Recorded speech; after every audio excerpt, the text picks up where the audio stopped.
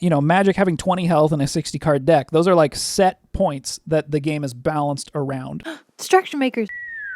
So we got a request from a friend of the channel. His name is That Mill Guy. Yes. He's got a YouTube channel of his own. He's done some React videos to our content, which is super cool. Yeah. So first, let's say thank you to That Mill Guy. We appreciate it. We appreciate you. So his request was that we talk about alternative win conditions. Yeah. And this is a pretty fascinating topic in terms of both systems design and sort of Ludo narrative, or the narrative that is created through systems design. Yeah. Hey, so before we start talking about alternative win conditions and set points or whatever this video is about, like and subscribe if you like the videos we make here. And also, this video has been brought to you by... On August 15th, I have a Kickstarter coming out for some playmats that I made. I've been working on them all this year. It's 5 playmats representing 5 colors that represent something I can't legally talk about.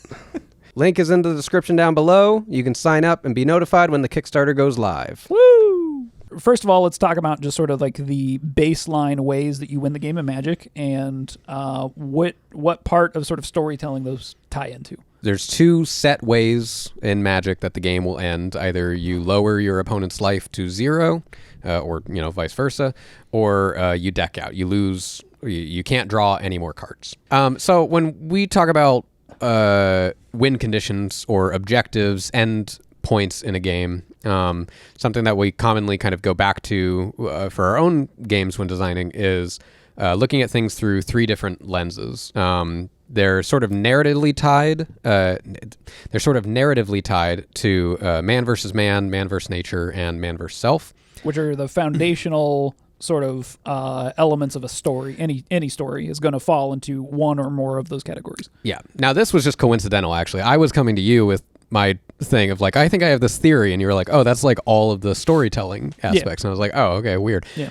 But what kind of came to the conclusion of was like all games sort of only ever have 3 different ways that they end. And that is either you sort of are conquering someone. Conquest. Right. You have survival, which is just... It's pretty straightforward. You're surviving some sort of a thing that is happening to you or happening to the other players. Or you have what I've kind of coined the term as mastery. Could be considered like a race.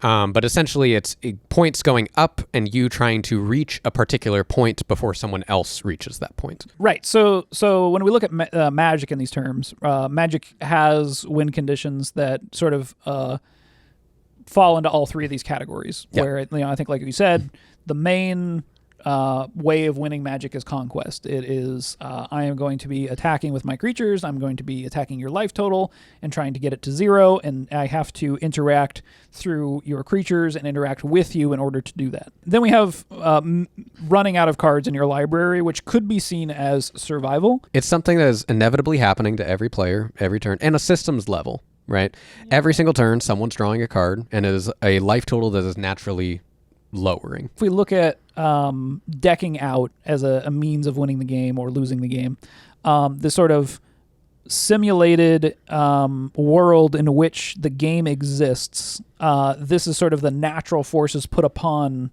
you in that world, right? Yeah. This is your lifespan. This is your, not life total, right? This is your sort of how long you can survive to the point of succumbing to the natural forces of the game, which I think we could be seen as survival. Sure. Yeah. And then we have Mastery, which is sort of all of the kind of alternative win condition cards. Right. This is what gets a little weird, is that there's no systemic tie-in for a Mastery victory. It's all mechanically added in to a player's deck. Well, and I think that it makes a lot of sense when you think about like what like man versus self means. Like, how do you have a game that is highly interactive, that is solitaire in that way, right? And I mean, you'll see this, right, when you see any sort of, I think I use the card Mechanized Production a lot because it's the one that comes to mind, where that's makes a copy of a target artifact, and once you have 8 copies of the artifact with the same name, you win the game. And so technically, another player could target my artifacts if they have artifact removal, or their other option is they're now in their own sort of a race where they're trying to destroy me with whatever their way of winning the game is. Can I stop you by beating you before you can achieve your alternative goal? Right. But it is a pretty non-interactive thing, right? Like they still have to interact with you somehow in order to win, unless of course both players have a mechanized production in play. And right, sure. Well, and if we look at something like Lorcana, that's kind of the situation that's created there, right? Is that instead of taking your opponent from 20 to 0 and forcing interaction in that way, you're going yourself from 0 to 20, right? Which theoretically means that interaction is not inherently built into the system. It's just that I can achieve mastery faster than you, and if I'm going to do that, then you are an interaction with me is necessitated. Right. Necessitated is necessary. It's necessary. Interaction with me is necessary. So we have our main win conditions, right? We have our main different ways that different players can construct their decks to win based off of what they want to do with those decks. How do you now balance that in a game like Magic in order to make sure that all three opportunities are equally fair? Well, not necessarily equally fair, right? Because I do think that the game wants to incentivize some of these over others. Yeah. Over time, I think they've gotten more okay with like milling as sort of an archetype.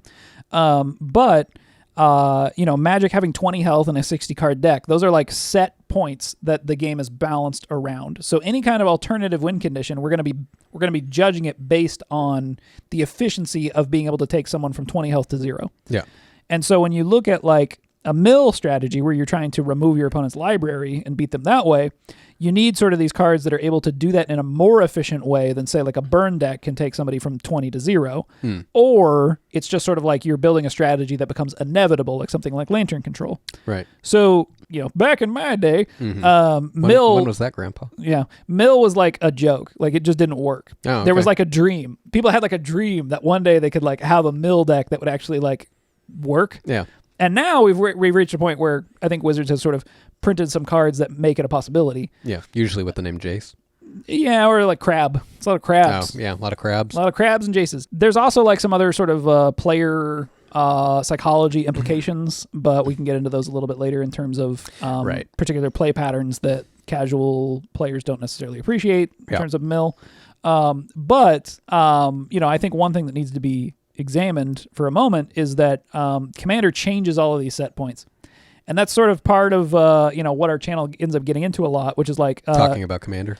Right, like 1v1 and Commander butting heads. And this is part of why is that when you have these set points that have been changed so drastically, it really undermines the structures of the game. Suddenly, I mean, we use the example of lightning bolt all the time. Right. Of how a single lightning bolt doing 3 damage has to actually do 6 damage to 3 other players, right? For 1 red mana in order to have an equivalent effect of what it would have in standard. In mill, you said the set point would have to be 9 cards normally to mill. Roughly. I mean, roughly. Your opponent is drawing cards too, so they're sort of helping you along the way. But if we're going to say, okay, 1-to-1, a lightning bolt in a mill strategy would mill 9 cards for 1 mana. Right. And in this case, it would be 18 cards. Right. Actually, not quite 18 because it's not quite double a deck. But 15 cards roughly, something like that, for every player. Right. Right. So we're looking at a bigger extreme here. So when we look at any kind of like alternative win condition that wins the game through other means, right? Like not through milling somebody and not through their life total, we have to contrast that way of winning with the sort of other methods of winning. Yeah. Right.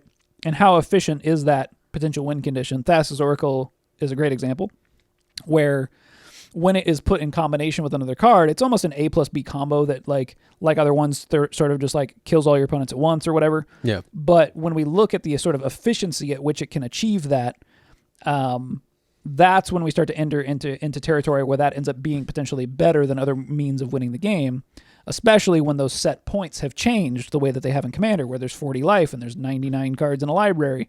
And it sort of puts these rush strategies, traditional aggro strategies, at a huge disadvantage. That's sort of like how we can try to decide, like, okay, is a alternative win condition too good or too weak? Yeah. Is when we contrast it with other means of winning the game. Okay, so let's talk a bit more specifically about mill and about how, this is sort of like we said, this is the survival sort of archetype of Magic, but when we're looking at a mill deck in particular that is making it harder for your opponent, your opponent literally cannot live as long now that you've removed cards from their library. Yeah. That's a different kind of play pattern. Yeah. The other part of it that is particularly interesting in terms of like player psychology is that you are literally removing their options as the game goes on. Yeah. And that I think to a newer player that can't quite wrap their head around the fact that like, oh, I can still win the game or not, seeing their cards just go directly into the graveyard. We talked previously about this idea that when a card has sort of like reached its potential, then a player is more likely to not feel as bad about it when it gets removed. This is sort of the difference between counter spell versus kill spell. Right. A counter spell, someone feels they were cheated. A kill spell, they're like, well, at least I got to play the thing. Right. And so essentially they're the same thing, but you'll ask most players and they'll say they hate counter spells more than they hate kill spells. Right. And if we start like working our way up that chain, right, it's like, okay, well, a creature comes into play that's sort of reaching its potential. So if it gets kill spelled, maybe reaching its potential is actually like dealing damage to the opponent. Yeah. So that's sort of like the creature has been actualized, I guess, whatever. Yeah. But let's say, it gets into play, they use a kill spell versus if they played it, it's on the stack, now it's counterspelled versus if it's discarded from their hand, it's a discard spell versus if it's milled from the top of their library. Right. We've now worked our way all the way up the chain to like as far away from actualization as possible. Yeah. They never ever had the possibility of playing it in their mind. Which is one of the reasons why like Lantern Control feels so nefarious. Yeah. Right. Is like going straight to the source and also eliminating a lot of interaction. We talk about the strategy circle and we talk about sort of the defense area of the strategy circle that Lantern Control is exemplary of. Yeah. And this is why, right? It's like this is the most baseline interaction that you could have is to take literally the opportunity of the player away. Yeah. But we can reverse the mill strategy in that we can look at a deck that does not seek to quicken the pace of your opponent losing the game through survival means or through their library, and instead is focused on just your own survival. And this deck is an archetype. This is the Turbo Fog archetype in terms of, and they might play some, means to speed the game up a little bit. Okay. But if we look at like the original incarnation of the archetype, there was nothing in the deck that like milled your opponent out quicker. There may have been like Nephalia Drownyard or something, which was a way to mill your opponent a little bit. But mostly it was I'm playing a bunch of fog effects and I'm able to reoccur those fog effects, and I'm also able to reshuffle my library so that like over the course of the game, I am making it so you're not able to interact with me meaningfully, and eventually you'll just run out of cards. Right. And then the game will be over and I'll win. That sounds terrible. It was not a particularly good play pattern. Right. Was that pre-Lantern Control? Yes. Okay. Yeah. So That like was in Lantern standard. Control before Lantern Control. Sort of. Yeah. Yeah. That was in standard too. That was a. That sounds rough. Like a rough time. That's I guess some of my our thoughts on alternative win conditions. Yeah. I think on the note of like player psychology, I think it's really funny seeing the players' sort of journey and development with this game over time, because I remember like when I was kind of getting back into it again, I remember feeling these feelings again where a card would get milled and I'd be like, oh well, like okay, that's especially in Commander in a singleton format. There's that only card's one? gone, and you're like, oh okay, well it's never gonna happen again. Now I know that okay, well if I construct my deck a little bit better, it's probably not that big a deal if I'm gonna lose that one particular card, unless it's this one AB combo that I'm relying on or something in my deck. Yeah. But I think having alternative win conditions in your base system is a good idea in general, especially when really milling someone out is just a timer. It's just making sure that the game doesn't go on forever. Right. Whereas the normal way that you'd end up winning is just by attacking your opponent and lowering their life total. But I think having these different opportunities of strategies and how someone can interact with these other parts of the game, it's just interesting. It just creates a more interesting puzzle. It creates a lot of more variance as far as deck archetypes go. It's good for the designer and good for the player in general. Depending on the alternative win condition, I should say. Yeah, I do think that what needs to be accounted for in terms of designing alternative ways to win the game is ensuring that you're still maintaining a particular level of interaction that is the correct one for the experience you're trying to create. Yeah. So it could be almost none, right? If you're creating a very casual game, a very sort of fun multiplayer kind of whatever, the way Commander wishes that it could be, then your that kind of idea would make sense in terms of something that's less interactive. And it's also not to say that like what we were talking about is like mastery win conditions or objectives, how you have to get to a certain number in order to win.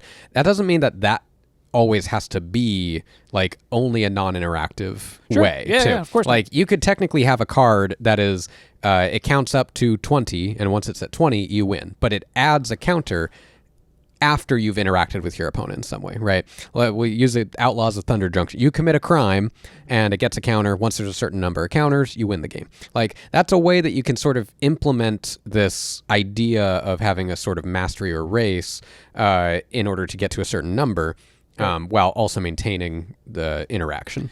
Right, and I think in that case, you have to think about the set point, right? And are the set points somewhat equivalent? Yeah. Is there a direction you want the game to lean in, so you're going to make that set point easier to achieve versus a different way to do it, but you're still going to allow for these other ways of winning? I think that was the original intention with a 60-card deck and a 20-card health pool, or a 20 card health. Yeah, 20 card health. But, now that we're sort of down the road, there's been these alternative win condition thing, made, and there's been changes to these set points. We start to end up in different territory, different incentive territory.